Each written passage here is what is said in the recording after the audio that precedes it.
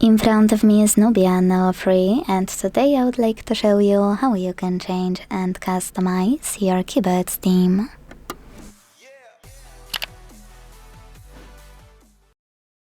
First of all, you need to launch your keyboard and click on this icon of a color palette at the top of it. Then pick one of those themes.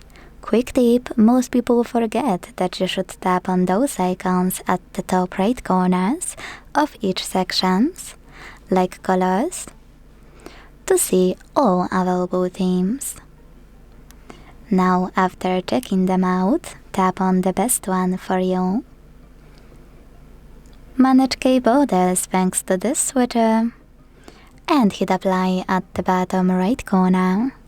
So when I do that, mine was successfully applied.